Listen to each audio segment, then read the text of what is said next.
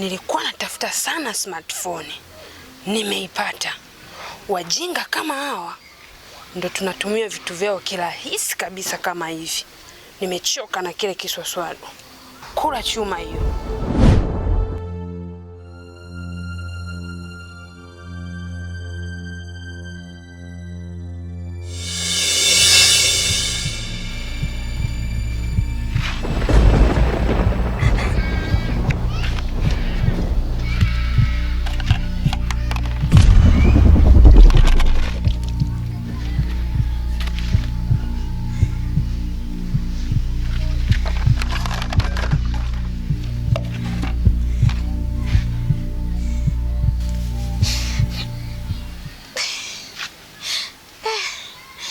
Simu itakuwa jamani nimeenda wapi? Simu kabisa nimeweka hapa kwenye jiwe. Sasa nani atakuwa kachukua? Mungu wangu Simu yenyewe sio ya kwangu jamani. Simu yenyewe mama mwenye nyumba ile. Nimemwazima tu mara moja tu nipige. Nimeenda kumrudishia nimemkosa. Nimesema kwanza basi niweke hapa nioshe zangu mavyombo. Sasa hivi simu sasa hata sioni. Sasa simu itakuwa imeenda wapi? Nani kachukua? Sasa ni hapa tu nipo, nani kachukua simu jamani? Mbona huku kunyanya sana? Mbona huku kuoneana huku jamani? Sasa mimi nafanyaje?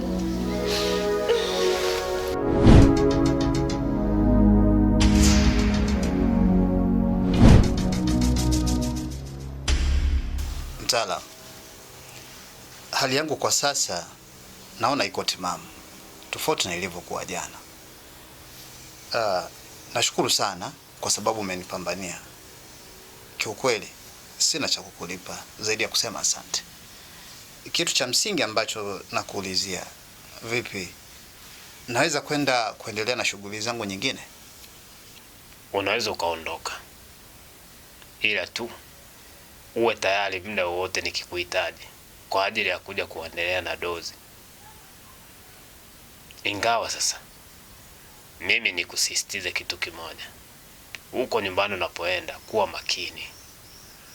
Kama hautazidisha makini, linaweza likakukuta jambo zito na kubwa kuliko hili lilokukuta sasa. Mtaalamu, hapo umezungumza, kuna kitu umenikumbusha. Umeniambia kwamba tatizo langu limetokana na kunyweshwa sumu. Na mimi kwenye kumbukumbu zangu nakumbuka mara ya mwisho nimekunywa chai nyumbani kwangu aliyokuwa ameniandalia mke wangu. Naomba kufahamu, japo sio kwa ubaya, ina maana mke wangu ndo aliyenitilia sumu au kuna mazingira mengine yalifanyika hadi mimi nikanyosha sumu? Hebu niweke wazi mtaalamu. Unataka kujua ilikuwaje hadi ukanyosha sumu na nani alikunywesha? Ndiyo mtaalamu, naomba uniambie kama utojali. Wewe una wanawake wangapi? Mimi na wanawake wawili, kama nilivyokuambia awali.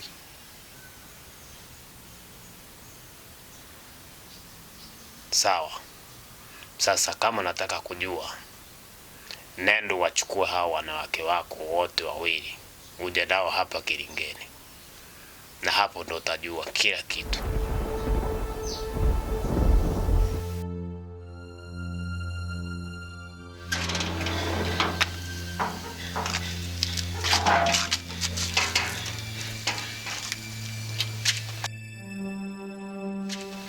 Salma mdogo wangu, nimefurahishwa sana na ulichokifanya leo.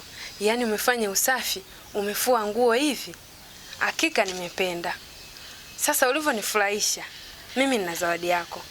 Nataka nikupatie hii simu kama zawadi. Utatumia hiyo simu, maana mimi sasa hivi nimeshapata simu kubwa nimenunua. Sio level zangu tena hivyo viswaswadu.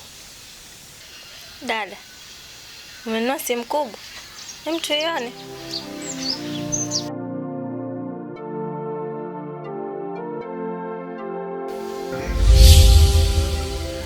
Mama mbona kama anamjua? Ndio umenunua simu kwake? Ndio leo niuzia simu. Nimekutana naye huko, sijui hata alikuwa anaenda wapi. Maana kwa vile alivyokuwa anaonekana, alikuwa amehaha sana. Baada ya kumuuliza akaniambia sijui ana matatizo, kwa hiyo hapa anatafuta mtu wa kununua simu. Hivyo mimi nilikuwa na K50 changu, nikampa akanipatia simu. Lakini kitu alichoniambia yule mama, ameuza tu simu kwa sababu ana matatizo. Hivyo nisimwambie mtu yoyote kama simu ameniuzia. Na wewe usije ukasubutu kumwambia mtu yoyote kama yule mama kaniuzia mimi simu. Haya, tutumia hiyo simu.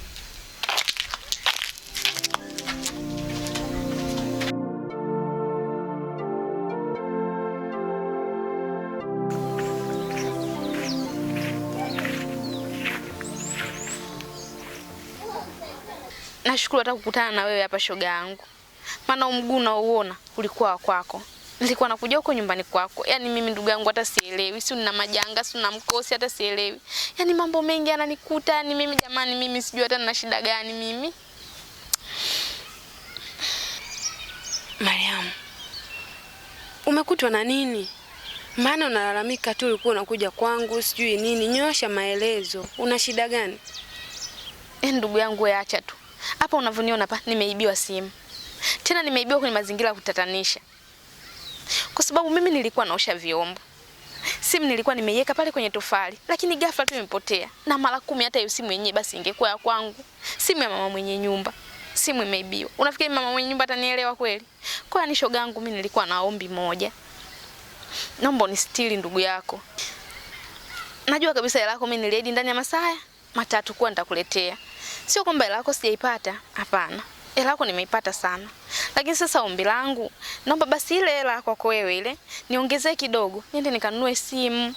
Kwa sababu kama nisiponunulia mama mwenye nyumba simu yake, hata nifukuza, hata nizalilisha, hata nitolea vitu vyangu vyote nje. Ndugu yangu, tazalilika. Naomba unistiri ndugu yako. Lakini nipe mpaka kesho jioni na kuhakikishia kabisa. Hela yako mimi nakupatia. Naomba nistiri ndugu yangu kwa hili. Nakuomba tafadhali. Kwanza pole sana kwa kilichokukuta. Maana matatizo ni kwa kila mtu. Leo kwangu, kesho kwako. Kwa hiyo nikuondoe hofu. Kuhusu ile pesa yetu utanipa. Wewe umesema mpaka kesho jioni. Mimi nakuongezea. Utaniletea baada ya siku 2. Na kuhusu kuibiwa simu, hawa watakuwa ni vibaka. Wamekunyatia tu pale wakaibeba. Na kama hawajanyatia, siku hizi wana mbinu mpya. Anaweza akaja na limti lirefu, akaivuta, akaondoka nayo. Kwa hiyo tuwe makini kiukweli. Asante sana ndugu yangu. Asante sana. Asante sana kwa moyo wako. Mimi nilijua kabisa Kisado wewe utanisaidia. Nashukuru ndugu yangu kwa kunistiri. Hamna shida. Sasa na mimi katika hilo la kuibiwa simu na kamchango kidogo hapa nachangia katakusaidia. Bariki ndugu yangu. Haya, mimi naenda.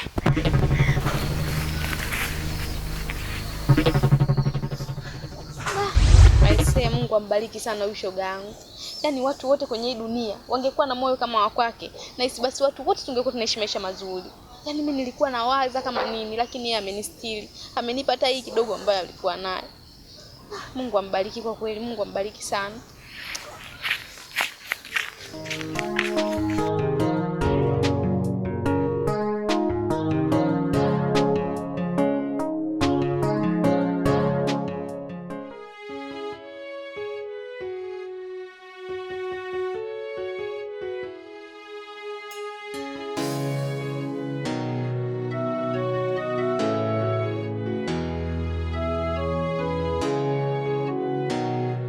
Karibu mume wangu. Pole na safari. Asante. Kulikoni? Mbona unaonekana kama ulikuwa unatoka? Unaenda wapi? Ndiyo, nilikuwa natoka mara moja. Kuna sehemu naenda hapo, naenda kununua kitunguu.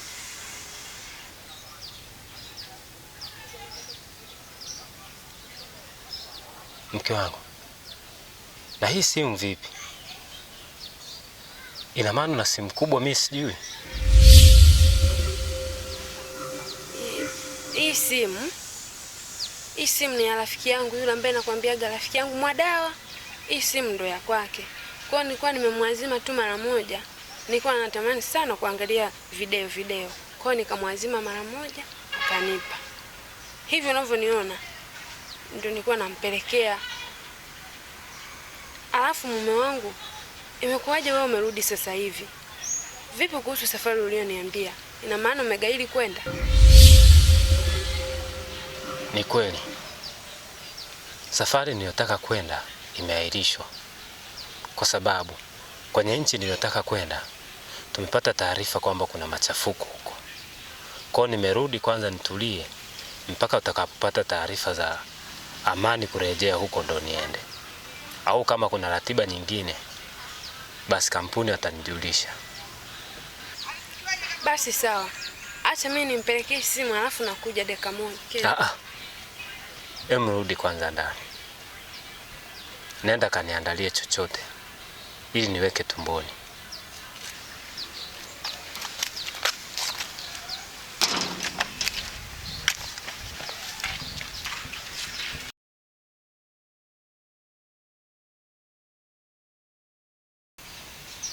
Kisado, mbona sikuelewi? Mkuku mpaka huku kama wezi vile. Kwani kuna nini huko ndani mwako? Mwadawa, punguza sauti kidogo. Mimi nimekuleta hapa kwa sababu mume wangu yupo ndani. Ndio maana naogopa. Wewe huwezi kuacha kuongea masuala ya uchawi.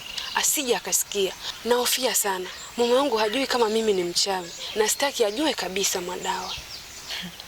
Ni kweli shoga yangu.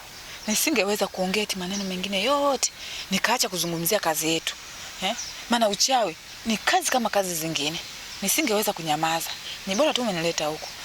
Lakini si uliniambia mume wako akiondoka anarudi baada ya siku 3 au 4. Sasa imekuwaje amerudi leo? Mwadawa, mume wangu mimi anafanya kazi ya kuendesha malori. Hivyo basi anaenda nchi za nje. Akienda huko akikuta hamna mzigo, anawezekana kurudi siku yoyote na saa yoyote. Kifupi, ratiba zake hazieleweki. Ndio maana namuona yupo ndani karudi. Sawa. Tuachane na hayo. Lakini mimi limenileta jambo moja tu. Kuhusu yule mwanamke aliyeomo ndani mwangu. Yule nimeshamshtukia. Ni mchawi mwenzetu. Sio bure. Haiwezekani kila aina mtego tunamwekea, alafu yeye anategua. Isitoshe siku ya leo nimeenda kumwekea mtego mlangoni. Nimemwekea lile kuti. Na lengo langu ilikuwa ushike ule mkuti. Lakini amekataa. Ameniambia, "Oh dada, ngoja niingie ndani nitautoa." Ameingia ndani. Alipoingia ndani na mimi nikamfuata. Sikumkuta mle ndani. Atakuwa ametokea wapi kama sio mchawi? Kwa sababu nyumba yetu ina mlango huu mmoja tu. Hicho ndio kitu kilichonishangaza zaidi. Na nikasema ngoja nije nikwambie. Hapa inatakiwa tutafute namna nyingine. Sio bure. Atakuwa mchawi. Sasa mimi nina wazo. Tuvae nguo zetu za kichawi, tumtimbie. Kama ni mchawi, lazima atatuona. Au tuvae nguo zetu za kawaida hivi, alafu tukifika pale tunamuongelesha lugha yetu ya kichawi. Kama ni mchawi pia lazima atujibu. Hilo wazo zuri. Ila hiyo kazi tutaifanya baadaye. Sasa hivi tuendelee na majukumu mengine. Nimekumbuka kitu. Mume wangu alivyorudi, amenikuta na simu kubwa. Sasa alivyoniuliza, nikamwambia amenipa rafiki yangu anaitwa Mwadawa. Kwa hiyo kitokea umeonana naye, akakuuliza, naomba unisaidie shoga yangu. Useme ndio umenipa. Alafu mimi nitakwambia simu nimeipata wapi. Kisado, wewe nawe usinichanganye saa hizi. Huyo mume wako ataniulizaje mimi wakati anijui? Ila sawa. Kama akiniuliza nitamwambia hivyo.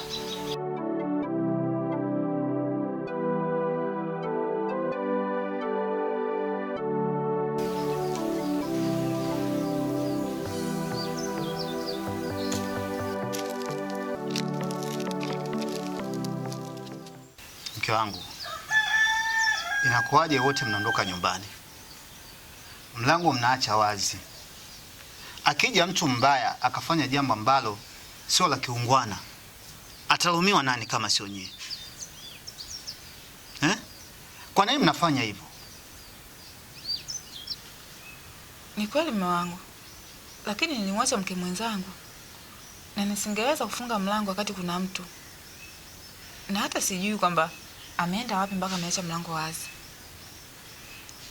Lakini unaendeleaje wewe? Mimi naendelea vizuri kama unavyoniona, na bado kuna matibabu yanaendelea na yanahitajika mimi nikafanye. Kwa hiyo ameniambia akinihitaji takuwa naenda moja kwa moja Kilingeni ili kuweza kufanikisha jambo letu liweze kutimilika katika utimamu wake. Pole sana mume wangu. Na hata hivyo umepungua sana. Ungekufa mume wangu. Basi sawa, mimi niko ndani. Ngoja nikuandalie chakula ule. Ngoja kwanza, kuna jambo la msingi tuzungumze. Mke wangu, kuna jambo ameniambia mtaalamu, na mimi sina budi kukushirikisha na wewe. Baada ya kumuuliza tatizo ambalo limesababisha mimi nikawa vile, yeye amedai kwamba nilinyweshwa sumu. Nimejaribu kumpeleleza ili aniambie ni nani hasa ambaye alininywesha mimi sumu, lakini hakutaka kuniambia.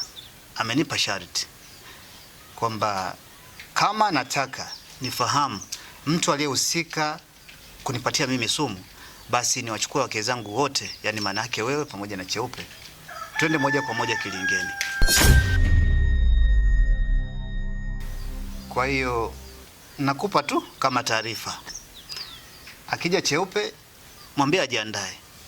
Muda wowote ule itabidi twende moja kwa moja hadi kwa mtaalamu Kilingeni kufahamu ni nani hasa ambaye amenitilia mimi sumu kwenye chakula. Lakini mume wangu, kwani huyo mganga ameshindwa kukwambia ukiwa peke yako mpaka twende wote watatu? Na kingine zaidi, tunajua kabisa huyo mke mwenzangu ndo amekuwekea sumu kwenye chakula. Sasa inakuwaje twende wote watatu? Huo ni kupoteza muda tu. Mke wangu, yule ni tabibu. Ameliona jambo kwenye upana wake. Kwanza kupakaziana au kupakana matope kwamba fulani ndo amehusika, fulani ndo amehusika kwa sababu ya hisia zetu binafsi, sio jambo linalompendeza Mungu. Cha msingi, twende kwa mtu mwenye kipawa ambaye ni yule mtaalamu. Yeye atatuambia yote, kwa sababu kama ameweza kufahamu chanzo cha tatizo langu na kunitibia, inabidi tumwamini pia hili jambo atalifanya, na atalifanya kwa usahihi kabisa. Cha msingi wewe jiandae, akija Cheupe mwambie na yeye ajiandae, twende kwa mtaalamu tukakate mzizi wa fitna.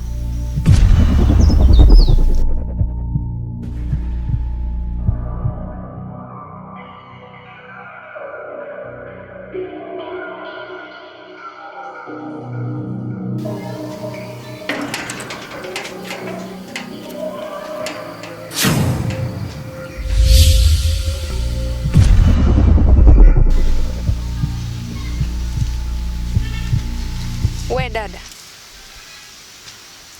kulikoni umesimama hapa?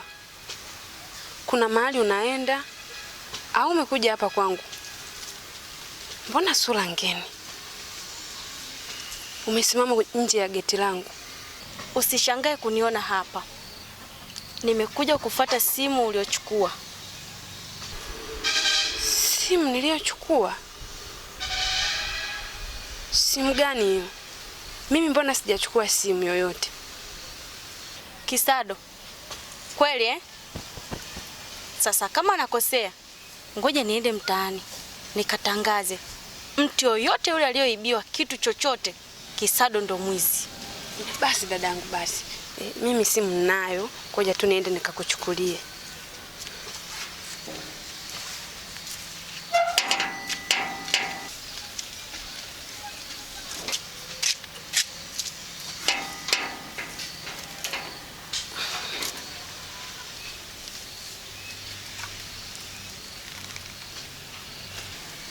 Sasa dadangu, mimi nilikuwa naomba kitu kimoja. Usiende kutangaza kama mimi niliiba simu. Mimi sio mwizi. Ila mwenye simu hii tunautani. Kuna siku naye alinitania hivi hivi, kwa hiyo nilikuwa namtania. Usiende kutangaza. Alafu dada, kwani wewe jina lako naitwa nani? Nilikuwa naomba urafiki na wewe.